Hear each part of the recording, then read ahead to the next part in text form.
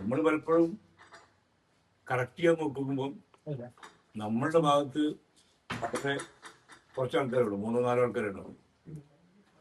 അപ്പൊ സ്വാഭാവികമായിട്ടും ഭൂരിപക്ഷത്തിന്റെ അഭിപ്രായത്തെ മാനിക്കാം. ഭൂരിപക്ഷ അഭിപ്രായം പലപ്പോഴും വെട്ടിത്തരങ്ങളായിരിക്കും. ആ വെട്ടിത്തരങ്ങളുടെ ഒരു ഫൈനൽ റിസൾട്ടാണ് ശരിക്കും സംഭവിക്കുന്നത്. വലിയ മാറ്റങ്ങളൊക്കെ ഉണ്ടാകും. അതായത് ഈ സ്ത്രീകളുമായി ബന്ധപ്പെട്ട അല്ലെങ്കിൽ നടിയുടെ പ്രശ്നമൊക്കെ ബന്ധപ്പെട്ട് ഒരുപാട് പ്രശ്നങ്ങൾ ഉണ്ടായപ്പോൾ അതിനൊരു പരിഹാരമാണ് ഒരു നടി തന്നെ അല്ലെങ്കിൽ ഒരു സ്ത്രീ തന്നെ ഇതിന്റെ നേതൃത്വത്തിലേക്ക് വന്നതെന്നാണെന്ന് എല്ലാവരും കരുതുന്നു. പക്ഷെ ആ ഒരു കമ്മിറ്റിക്ക് അത്തരം ഒരു രീതിയിലേക്ക് വരാൻ കഴിഞ്ഞില്ലേ? ഒരു സ്ത്രീ നേതൃത്വത്തിൽ വന്നുകൊണ്ട് കാര്യമില്ല. അത് വെറുതെ പറയുന്ന ഒരു സ്ത്രീകൾ വന്നാലൊക്കെ ശരിയാവും എന്നുണ്ട്. അതൊരു പുരുഷനാണെങ്കിലും സ്ത്രീയാണെങ്കിലും അവർ ഉത്തരവാദിത്വത്തോടെ കാര്യങ്ങൾ ചെയ്യുകയാണെങ്കിൽ പ്രശ്നങ്ങൾ സോൾവായി മാറുകയാണ്. കാരണം ഇത് വളരെ പിണക്കങ്ങളും പരസ്പരമുള്ള അധികാര വടംവലിയും അധികാര കൊതിയും ഇങ്ങനെയൊക്കെയുള്ള ഒരു സംഘമാണ്. അതായത് ഒരു പാനലായിട്ട് ജയിച്ചു വന്നതല്ല. നമ്മളൊരു പാനലായിട്ട് ജയിച്ചു വരുമ്പോൾ നമുക്കൊരു പോളിസി ഉണ്ടാവും. ഏത് രാഷ്ട്രീയ പാർട്ടിയാണെങ്കിലും അങ്ങനെ, അല്ലെങ്കിൽ ഒരു ഗ്രൂപ്പായിട്ട് വരുമ്പോൾ ഇത് ഇൻഡിവിജ്വലായിട്ട് മത്സരിച്ചിട്ട് വരുന്ന ആൾക്കാരാണ്.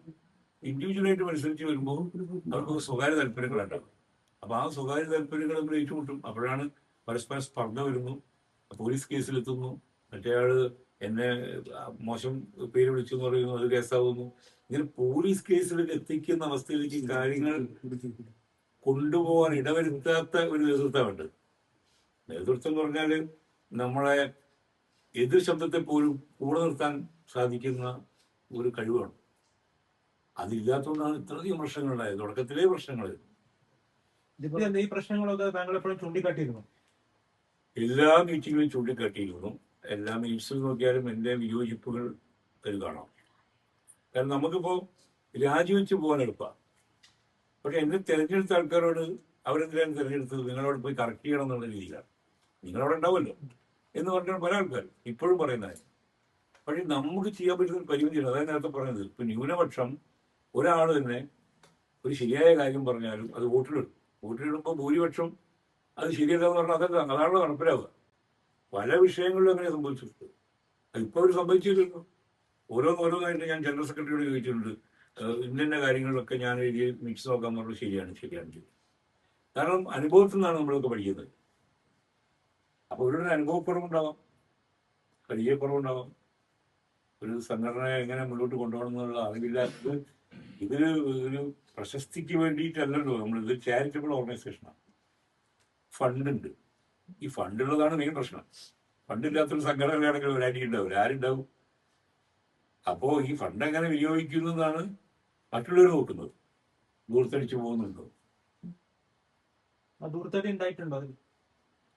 ദൂർത്തടി ഉണ്ടായിട്ടില്ലെങ്കിലും അനാവശ്യ ചെലവുകൾ ഉണ്ടായി. ഉദാഹരണത്തിന് ഞാൻ പറയാം, IFFK ഒരു പാർട്ടി കൊടുക്കുന്നു. IFFK ഫെസ്റ്റിവലിന് അമ്മ സംഘടന എന്ന അമ്മ ഒരു ചാരിറ്റബിൾ ഓർഗനൈസേഷനാണ്. 3.5-4 ലക്ഷം രൂപ ചെലവാക്കിയിട്ട് പാർട്ടി കൊടുക്കും.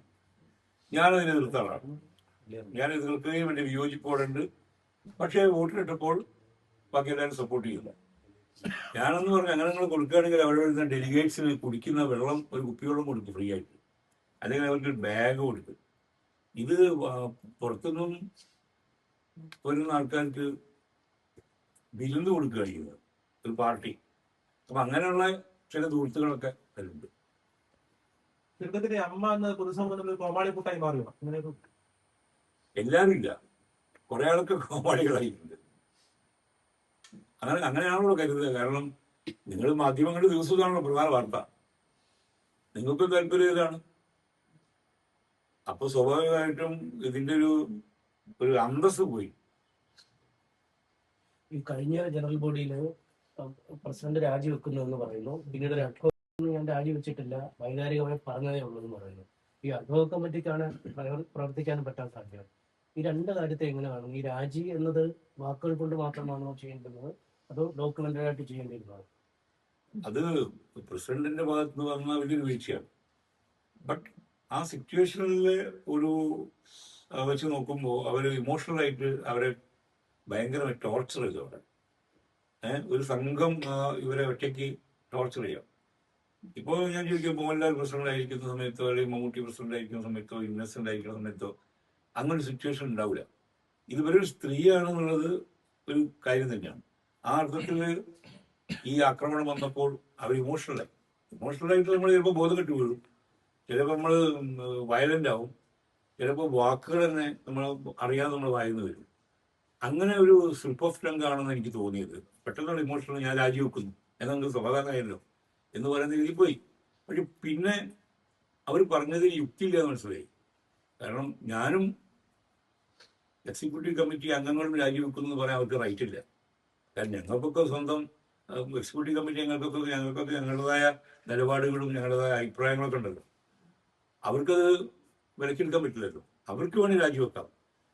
ഇനി അവർ രാജിവെക്കുകയാണെങ്കിൽ തന്നെ സംഘടന മുഴുവൻ പോകുന്നില്ല. വൈസ് പ്രസിഡന്റിന്റെ അവിടെ അടുത്ത് വൈസ് പ്രസിഡന്റാണ് പ്രസിഡന്റ് ആവേണ്ടത്. ജയൻ ചേർത്തലാണ് വൈസ് പ്രസിഡന്റാണ്. അപ്പം മൊത്തം ഭരണസമിതി രാജിവെച്ചു എന്ന് അവർ പറഞ്ഞുകൊണ്ട് കാര്യമൊന്നുമില്ല. അവർ പറഞ്ഞത് തെറ്റാണെന്ന് പിന്നീട് അവർ തിരിച്ചു പറഞ്ഞു. കാരണം അവർ പറഞ്ഞ് ബോധ്യപ്പെടുത്തി, നിങ്ങൾക്ക് അങ്ങനെ രാജിവെച്ച് പോകാൻ പറ്റില്ല. കാരണം നിങ്ങൾ രാജി കൊടുക്കണം, രാജിവെച്ചിട്ട് എല്ലാം കൊടുക്കണ്ടേ. ഇപ്പം ഞങ്ങൾക്കൊക്കെ രാജി എഴുതിയിട്ട് പ്രസിഡന്റിന് കൊടുത്താൽ മതി. പ്രസിഡന്റ് ആർക്ക് കൊടുക്കും? പ്രസിഡന്റ് ഈ സൊസൈറ്റി ഓഫ് ചാരിറ്റബിൾ സൊസൈറ്റി ഉണ്ട് ട്രിവാൻഡ്രത്ത്, അതിന്റെ സെക്രട്ടറിക്കാണ് കൊടുക്കേണ്ടത്. അല്ലെങ്കിൽ ജനറൽ ബോഡിയിൽ പ്രഖ്യാപിക്കണം, ഞാൻ രാജിവെക്കുന്നു, ഞങ്ങൾക്ക് തമ്മിൽ പിരിച്ചുവിടുന്നു. അവരുടെ എല്ലാ എക്സിക്യൂട്ടീവ് കമ്മിറ്റീസും ഞങ്ങൾ പിരിച്ചുവിടുന്നു പറഞ്ഞാൽ തീർന്നു. പിന്നെ അടുത്ത ഇലക്ഷൻ വരെ ഇതൊരു എന്താ പറയുക, നമ്മളെ ഇടക്കാല സമിതിയായിട്ട് പ്രവർത്തിക്കുള്ളൂ. അങ്ങനെ വേണ്ടത്. പക്ഷെ അവരുടെ ഇങ്ങനെ അബദ്ധം പറഞ്ഞു പോയി. അവരിനിപ്പം രാജിവെക്കേണ്ടതില്ലേ? അവർ രാജിവെക്കണമെങ്കിൽ ഇനിയും വെക്കാതിരിക്കും ചെയ്യാം. ഇപ്പം പ്രസന്റ് അവർ തന്നെ പ്രസിഡന്റ്. താങ്കളൊക്കെ അവർക്ക് രാജി കൊടുക്കും. ഞാനൊക്കെ അവർക്ക് കൊടുത്തിട്ടുണ്ട്. പക്ഷേ ഈ അഡ്ഹോക് കമ്മിറ്റിയുടെ ഒരു നിയമസാധ്യത അങ്ങനെയാണെങ്കിൽ എങ്ങനെയാണ്? ഇങ്ങനെ ഒരു MLA ഒക്കെ അടക്കമുള്ള ആളുകൾ, മുൻ മന്ത്രിയൊക്കെ ചേർന്നാണ് ഈ കമ്മിറ്റി ഉണ്ടാക്കിയിരിക്കുന്നത്. എങ്ങനെയാണ് അങ്ങനെ ഒരു കമ്മിറ്റി രൂപീകരിക്കാൻ കഴിയുക? ഈ ബൈലോയിൽ അങ്ങനെ ഉണ്ടോ? അങ്ങനെ കമ്മിറ്റി ഉണ്ടാക്കാൻ പറ്റൂല. ബൈലോയില് അങ്ങനെ പറയുന്നില്ല, ഒരു അഡ്ഹോക് കമ്മിറ്റി തുടരാൻ പറയുന്നില്ല. പക്ഷേ ഇതൊക്കെ ഉണ്ടല്ലോ, ഒരു പരസ്പര വിശ്വാസത്തിലും സൗഹാർദ്ദത്തിലും പോകാൻ ഈ സംഘടന പറ്റുള്ളൂ. കടുകിട തെറ്റാതെ നിയമം പാലിച്ച് തലനാരിയുടെ കീറി പരിശോധിച്ചിട്ട് നിയമപരമായിട്ട് പ്രവർത്തിക്കാൻ പറ്റുന്ന സംഘടനയല്ലത്. ഇതിൽ പലപ്പോഴും ഇതേപോലെ നമ്മൾ നിയമപരമല്ലാത്ത കാര്യങ്ങൾ ചെയ്തിട്ടുണ്ട്. ഇതിൽ മുമ്പത്തെ കമ്മിറ്റി മോഹൻലാൽ പ്രസിഡന്റ് ആയിരുന്നപ്പോൾ അത് അഡ്വോക്കായി മാറിയില്ലേ, ഓർമ്മയില്ലേ? അപ്പൊ അന്ന് ഭയങ്കര ഒരു ഇതില്ലല്ലോ. പക്ഷെ അത് നമുക്ക് ആ സിറ്റുവേഷൻ നമ്മൾ ഫേസ് ചെയ്യുമ്പോൾ നമ്മൾ എടുക്കുന്ന ഒരു നിലപാടാണ്. പക്ഷെ ഇപ്പൊ അങ്ങനെയല്ല. ഇപ്പൊ ഒരു പ്രമേയം പാസ്സാക്കുന്നു പറയുന്നു, പ്രമേയോടെ അവിടെ അവിശ്വാസ പ്രമേയം ആരും കൊണ്ടുവന്നിട്ടില്ല. ഒന്നാമത് ഇതിന്റെ പ്രൊസീജിയർ ഉണ്ട്. അവിശ്വാസ പ്രമേയം നിങ്ങൾ അവതരിപ്പിക്കുകയാണെങ്കിൽ ഇപ്പൊ നിയമസഭയ്ക്ക് വായിച്ചവർക്ക് മനസ്സിലാവും, ആദ്യം നോട്ടീസ് കൊടുക്കണം, വേണ്ടേ? സ്പീക്കർക്ക് നോട്ടീസ് കൊടുക്കണം. അങ്ങനെ നോട്ടീസ് കൊടുത്തിട്ട് അത് അജണ്ടയിൽ ഉൾപ്പെടുത്തും. എന്നിട്ടാണ് നിങ്ങളെ അവിശ്വാസ പ്രമേയം അവതരിപ്പിക്കാൻ ഒരാളെ വിളിക്കും, പ്രതിപക്ഷ നേതാവിനെ ആരെച്ചാലും. അത് അവതരിപ്പിച്ചു കഴിഞ്ഞിട്ടാണ് ജനറൽ ബോഡി അവരുടെ നമുക്ക് അതിന് മറുപടി പറയാനുള്ള അവസരമുണ്ട്. അറിയാലോ പ്രൊസീജിയർ, ഞാൻ പറയേണ്ട കാര്യമില്ലല്ലോ. ഇവിടെ ഒന്നുമില്ലല്ലോ. ആദ്യം തന്നെ ജഗദീഷ് എന്ന് പറഞ്ഞൊരു അവിശ്വാസ പ്രമേയമുണ്ട്, അങ്ങനെ പറയാനതിന് പാടില്ല. എങ്ങനെയാ അദ്ദേഹം എങ്ങനെ വരിക? ഇപ്പൊ രണ്ടു പേർ തമ്മിലുള്ള ഒരു പോരാട്ടം, സ്റ്റേഷനിലേക്ക് വരെ കയറിയ പോരാട്ടം, അത് ലക്ഷ്മിപ്രിയയും അൻസിബയും തമ്മിൽ. അവർ പറയുന്ന അവരെ മത തീവ്രവാദി എന്ന് വിളിച്ചു നടക്കമുള്ള കാര്യങ്ങൾ പറഞ്ഞാണ്.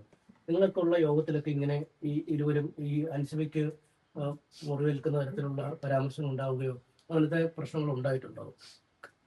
എന്റെ പ്രസൻസിൽ അങ്ങനെ ഉണ്ടായിട്ടില്ല എന്നെനിക്ക് പറയാൻ പറ്റും. പിന്നെ അവർ പറയുന്നത് തന്നെ അവരെ നേരിട്ട് വിളിച്ചൊന്നുമല്ല.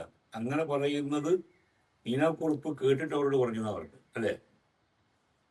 അതവിടെയൊക്കെയാണ്. ഇപ്പം എന്നെ പറ്റി നിങ്ങൾ ഇവരോടൊരു അപവാദം പറഞ്ഞു, അപ്പൊ ഞാൻ നിങ്ങളെന്തെങ്കിലും കേസ് കൊടുത്തതിന്റെ കാര്യം മനസ്സിലായോ? ഇതിന് തെളിവോ കാര്യങ്ങൾ വേണം. അവിടെ എക്സിക്യൂട്ടീവ് കമ്മിറ്റിയിൽ അങ്ങനെ ഒരു സംഭവം ഉണ്ടായിട്ടില്ല, എനിക്ക് ഉറപ്പാണ്.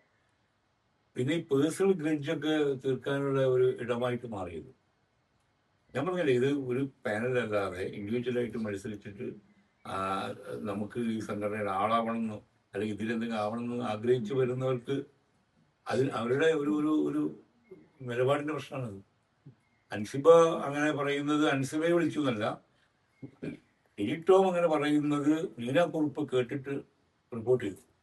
നമ്മളെ പറ്റി എന്തൊക്കെ പറയുന്നുണ്ട് ആൾക്കാർ. പക്ഷെ അവരപ്പോഴും പറയുന്ന ഒരു ക്രിമിനൽ സംഘം ഇതിലുണ്ട്, ചില ആളുകൾ. അങ്ങനെ ഒരു ക്രിമിനൽ സംഘം ഉണ്ടോ ഈ അമ്മ സംഘടനയില്, ഈ ഭാരവാഹികൾക്കൊക്കെ ഇടയിൽ അങ്ങനെ ഒരു ക്രിമിനൽ സംഘം? ക്രിമിനൽ സംഘമൊന്നുമില്ല, എല്ലാവരുടെ ഉള്ളിൽ കുറച്ച് ക്രൈം ടെൻഡൻസി ഉണ്ടാവുമല്ലോ. ക്രിമിനൽ സംഘമൊന്നും അങ്ങനെയൊന്നും പോയിട്ടില്ല. സംഘം അങ്ങനെ സംഘടന വെറുതെ പറയുന്നത്. അന്ന് മീറ്റിംഗിൽ അത് ഉന്നയിച്ചൊരു പ്രശ്നമല്ല ഇത് അങ്ങനെ തുടങ്ങിയത് വിഷയം. ഒരു മീറ്റിംഗിൽ ഒരു സ്പോൺസർഷിപ്പ് എടുക്കുന്നതുമായി ബന്ധപ്പെട്ട് അവര് ഒരു വിമർശനം ഉന്നയിച്ചു.